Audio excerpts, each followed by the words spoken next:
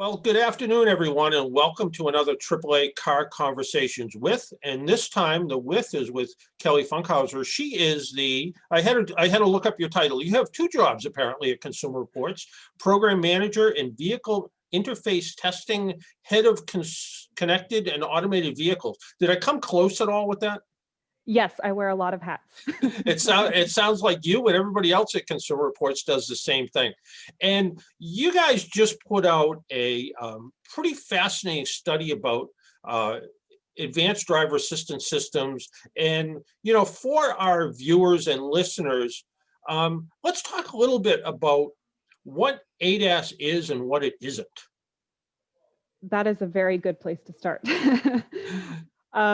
So ADAS is Advanced Driver Assistance Systems, which is the umbrella category. Right. Yep. And that includes everything from some of the active safety systems like automatic emergency braking, blind spot warning, rear cross traffic warning, all of those types of things, all the way up to some of the convenience features like adaptive cruise control and lane keeping assist.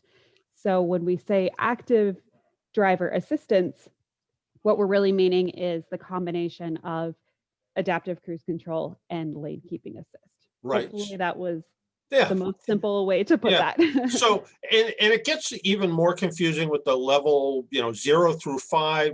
And I like to think that kind of level 1 controls speed and level 2 controls speed and left to right a little bit. So a little bit of variation left to right. And that's sort of what it is. And one of the things that we look at when we look at some of these systems is when people go out to road test a car today, a lot of times I like to say to them, you don't just road test a car, you road test the tech inside the car. So whether it's anything, and I know you do a lot with distracted driving, whether it's a lot to do with, is the interface going to work for you? Is it going to be distractive? And are these systems that are put in the car, are they going to work for you? Are you going to, how are you going to rely on them? And so is it as important to road test the tech as it is to road test the car? Absolutely. I have told some of friends and family looking to purchase new cars recently that you have a lot to test before you ever get on the road. Right. You should definitely bring your cell phone and see if you can plug it in. Some cars aren't compatible with either Android Auto or Apple CarPlay. So if that's something you're looking for, you haven't even turned the car on yet to figure out if your phone's going to be compatible with your car. So yes, with all of the new latest and greatest tech, all the bells and whistles, there's so much to look for before you even get on the road. Right. And even something as simple as I was recently in a Mercedes and it doesn't have a USB connector, it has USB-C. So just when I think my charge cable for my phone can plug into anywhere, I have to get an adapter to adapt it down to this little mini connector that's tucked away somewhere in this case, the center console. Keeps life exciting. It does. It does. Before we get going about the actual testing, tell us about the test center that you guys have in Connecticut. Yeah, so here in Connecticut, we have 327 acres for our test track facility. And at our test track, we do everything from testing of the vehicles. We also do tires and child seat testing at our facility. All the other stuff like toasters and washing machines, that's done in our headquarters in Yonkers, New York. So I couldn't tell you a darn thing about a toaster and which one to buy, but I can tell you about cars, tires, and child seats.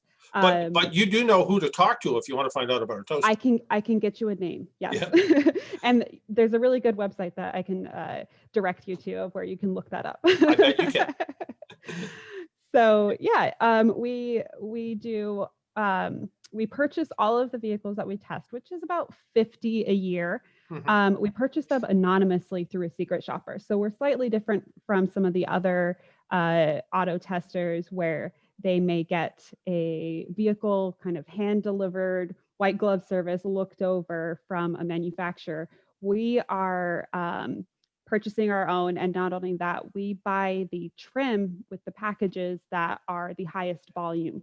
And so we're getting a vehicle that is most representative of what a consumer is likely to go and purchase.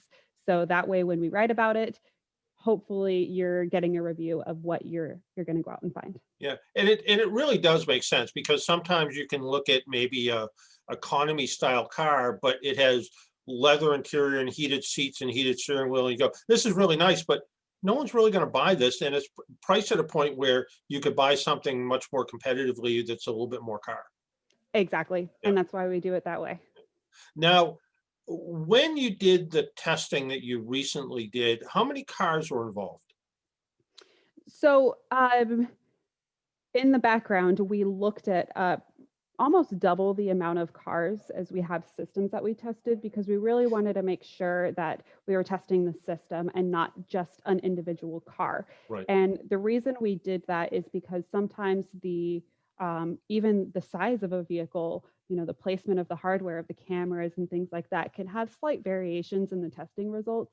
But when it comes down to the systems that we tested 17 of the systems, and multiple vehicles kind of led to an aggregate score for a system. And one of the things I noticed when I was looking at the news release about this, you tested 17 systems and there's 17 different names. That is so true. Yes. They're everything under the sun, from what people have heard, autopilot, to just very simple driver assistance. Yeah.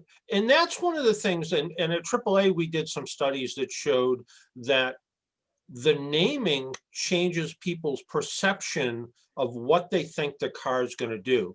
So even though, and they probably don't, but even though driver assistance and autopilot may do the same thing, autopilot gives you the impression that it's truly an autopilot, like being in an airplane where they take their hands off the steering yoke or wheel or whatever it's called in an airplane, and allow the plane to fly itself. But in fact, none of these systems are really designed to replace an engaged driver, right? Absolutely not.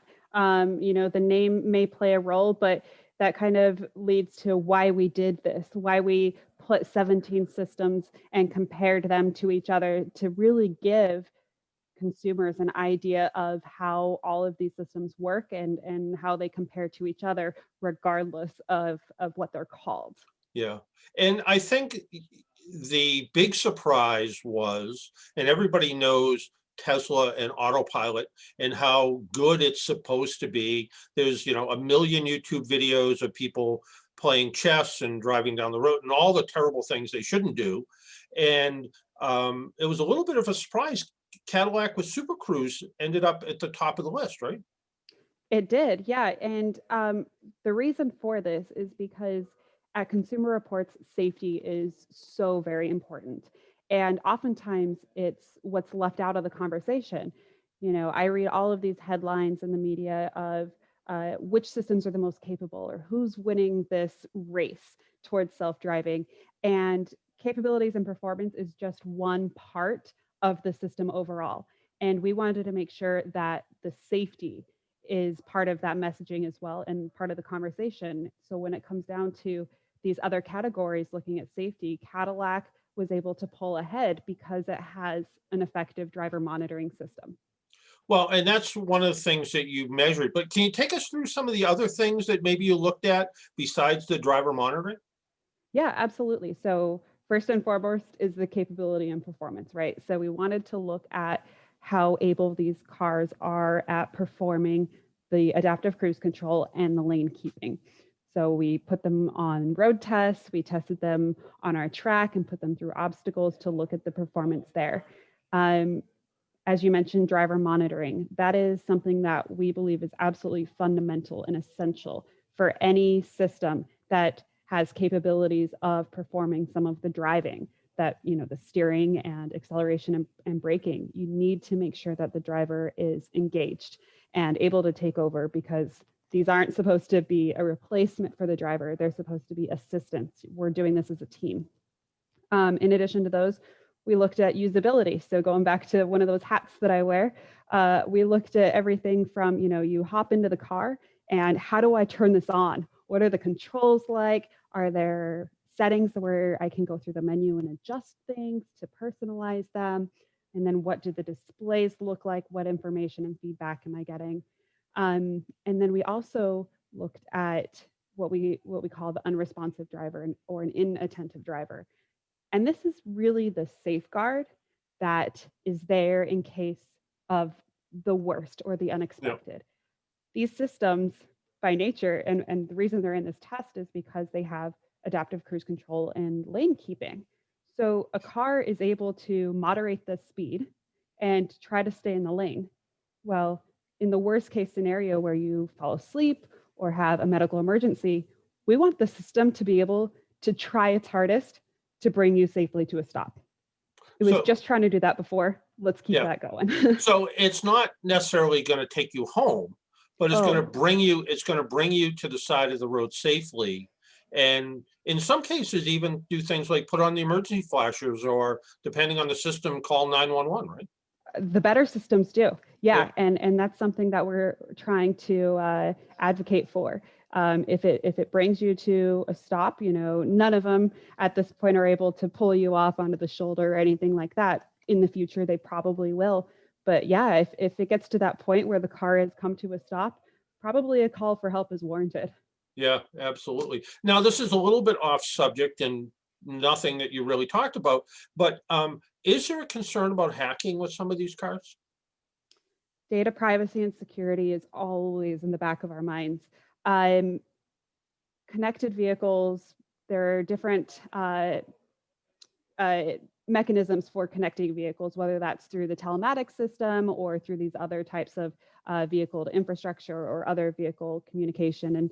And we think that absolutely, there should be a secure and privacy mechanisms in place to ensure that the cars aren't able to be hacked, as well as any of the information that is being collected by your car from these sensors or even a driver monitoring camera that I mentioned that's so essential.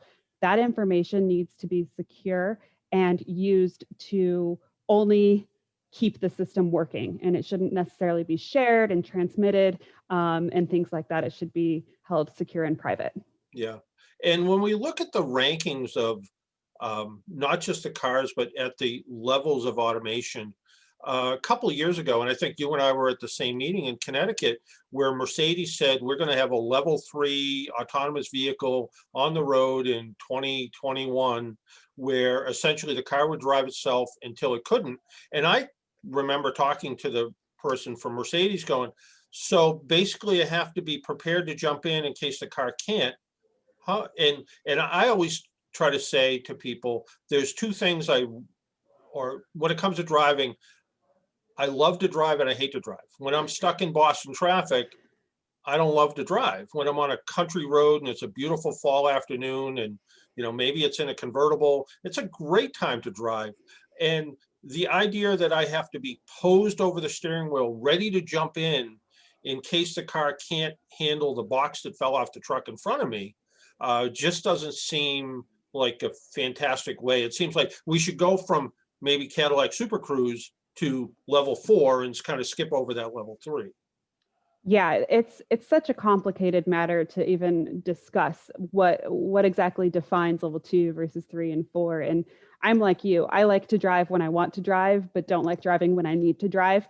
Yeah. And just the other day, I was behind a truck and a garbage can flew out of the back of the truck and went into the roadway. And luckily, I was actively engaged and was able to avoid it. But the idea that the car would be driving and I should be able to take over in such an instant like that is a little bit not practical unless there's a mechanism to ensure that the driver is paying attention. And that goes back to what I was saying with the driver monitoring. Not only do we think that it's essential, but it's almost expected. If you're going to have a system that is highly capable, you really should be responsible and put in something that is going to safeguard the driver and ensure that they are able to take over in just a moment's notice.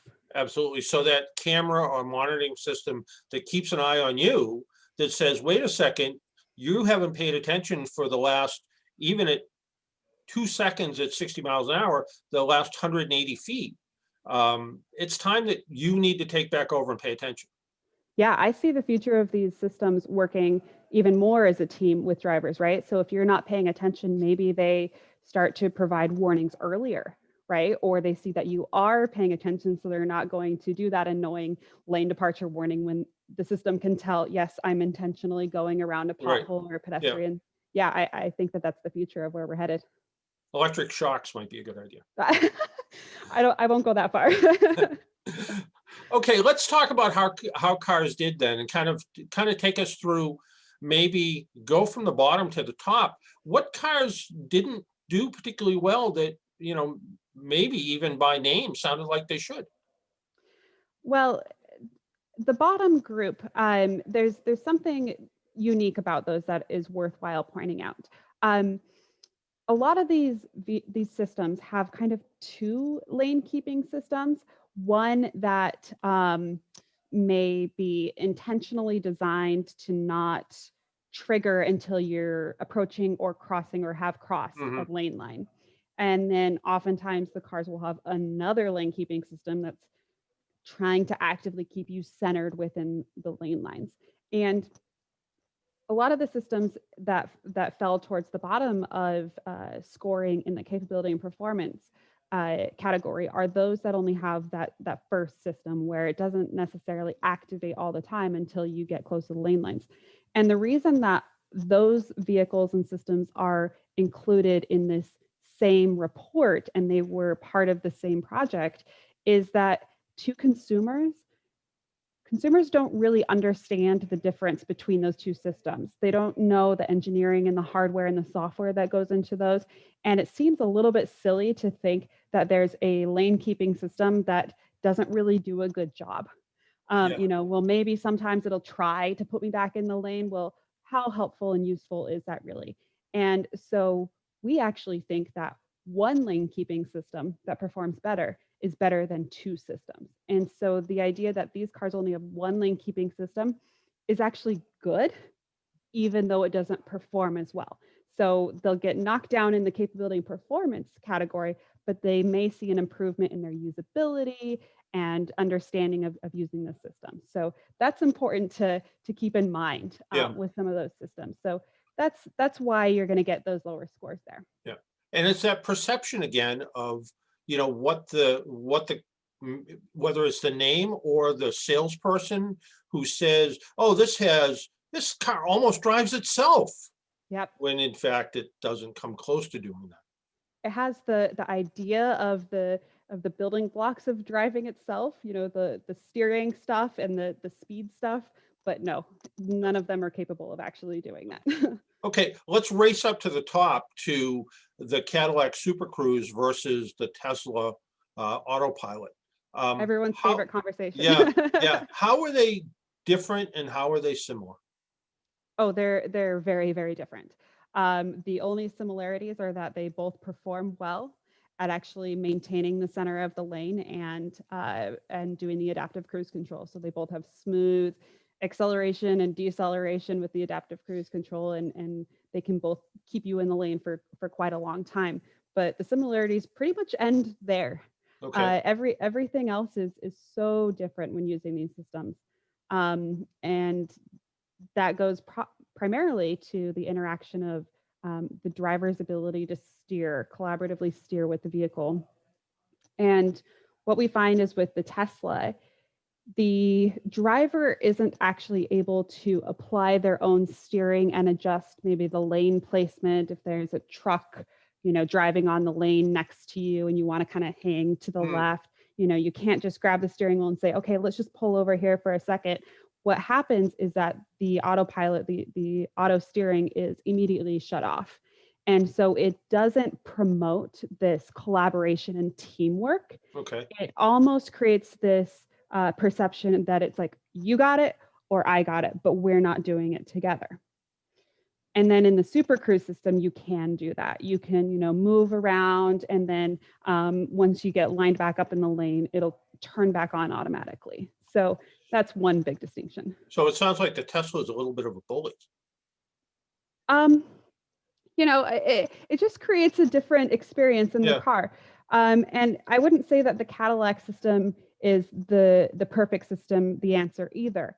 I think that there are improvements that can be made with that one as well in terms of the interaction. Yeah. So just different ways of doing the same thing. Yeah, no, it's really fascinating about how the technology is changing. And it wasn't that many years ago that we thought we would be kind of on the road to self-driving cars next year.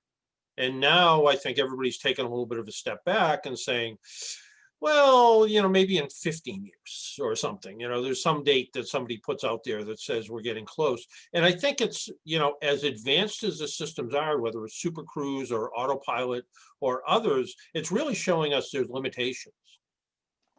Absolutely. I have been an advocate for saying that I think we're further off than everyone likes to predict, for better or for worse. I would love to be able to just summon a car and take a nap in the back while it takes me to work. Again, when I need to drive, I don't want to drive. So that would be great. But there are so many variables really that go into this. And it's not just, the randomness of the environment. And the answer isn't either that, we would have, well, if all of the cars were autonomous and there would be no accidents, you know, people are still people designing these. And so the systems are only ever going to be as good as the people that designed them, the people behind the systems. And there's just so much that goes on the roads that it's hard to predict and create a perfect system. Yeah. One of the questions I get about self-driving cars a lot is, can they speed? And there's a question. Can you set the cruise control at 85 when the speed limit's 60?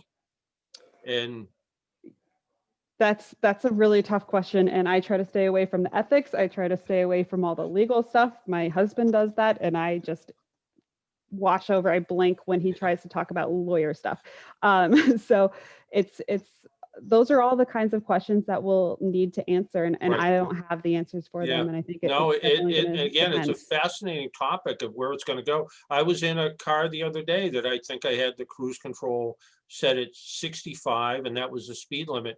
And the speed limit dropped to 50, and the car slowed to 50. And I was kind of like, well, I didn't expect that. And I was like, that's kind of nice, I guess. But I'm sure there's people that would want to keep going 65 and just push on the accelerator and keep on moving. So, and the other thing I've noticed, even I don't drive the cars the same way that the folks at Consumer Reports do, but I was driving, I think it was a Hyundai not too long ago. And when you kind of let go of the steering wheel a little bit, you'd notice it was jittery, as opposed to some cars that seem pretty rock solid. And there's that difference in the technology a little bit that can change from vehicle to vehicle.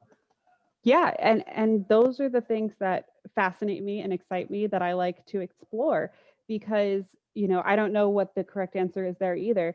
Is giving this kind of hard torque resistance on the steering wheel, is that good or bad? Well, it can be both. It can be good. It can give you information and feedback as a driver that the system is on, but also then it may dissuade me from wanting to override it, right?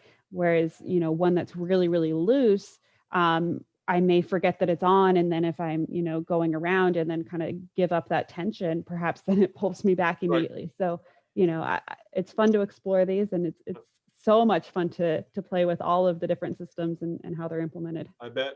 I remember when lane departure warning first came out, what I learned immediately was I'm a horrible driver, because it's always telling me that I'm drifting out of the lane. And I think that's something that most people don't realize, is that they don't actually stay centered in the lane. A lot of people tend to hug the left a little bit because they're sitting on the left and their vision's a little bit better there. And I think that's one of the things that is kind of a byproduct of some of what we're learning. Yeah, that's exactly, in a nutshell, the message that I try to convey is that systems, we're talking about lane keeping or lane centering systems. Well, maybe lane centering isn't necessarily the correct answer either, right? Maybe it needs to be lane off centering, because that's how people drive, right, on curves and around big trucks and things like that. And so that's why we don't measure the exact deviation from the center line, and we instead look for how well it closely mimics natural driving behaviors. And most importantly, we look for the systems that allow that collaboration. So the system's on, it stays engaged, but I just want to go over to the side for a minute, but I want you to be ready and take over once we've passed this pothole. And that's the best design. Yeah, it really is. And then a conversation for a different day, some of the technology that's involved, and the answer was going to be 5G, and it was going to be short range, and all of the different technologies that were going to try to help. And that seems to be all kind of stuck in this muck and mire of technology right now, right? It's sort of somewhere between people that are old enough to remember Beta and VHS. Yes, yes. So one of those hats that I wear of connected vehicles is this issue exactly, and it's been an unfortunately interesting month with some of the ongoings in the political world Yeah. with the spectrum and preserving it. But I think transportation safety is just so important. Vision Zero, we gotta reduce the crashes, and it seems like such an easy technology that we can implement now to start saving lives. You're absolutely right. And before we let you go, one more question. A couple of years ago, Tesla put out some of their cars in sort of shadow mode. So you were out there, you were using autopilot, and it was monitoring the mistakes and making back at the big computer somewhere, making correction. What do you think about the technology kind of being in kind of a beta phase and the consumer not knowing about it? So I think that it's okay and not okay. If you sign up for that, then who am I to tell you not to do that, right? Right. As long as the consumer and customer is fully aware of what they're signing up for, then go for it. I mean, I like to be the first to play with technology, as you can Yep. probably imagine. And so, being able to access that and improve it are extremely thrilling and important to me. But if you don't know what you're getting into, then the idea of beta testing, can be a little bit questionable. Yeah. Is it as fun to disprove it as it is to prove it works? Oh yeah. Yeah. I think that's what you learn when you become an engineer is how to break things, right? Right. So yes, it's always fun to disprove and try to find the loopholes and to break Yeah. things. I think one of the headlines I read was Cadillac Supercruise leaves Tesla in the dust when it comes to this. Would you agree with that? No, I No? wouldn't. I would say that Tesla actually could really do very little in terms of adding sufficient driver monitoring and driver management um, to leapfrog Supercruise easily. Hmm. They're a very capable system that performs pretty well. They're just missing a few of those key important safety features. And I think that they, could be unstoppable and at the top if they did some of those things. Yeah, absolutely. If people want to find out more information about this report and some other things from Consumer Reports, especially the automotive side, um, simple to find, right? CR.org. There you go. Kelly, thank you for taking some time and joining me on AAA Conversations with. Thanks for having me. It was fun.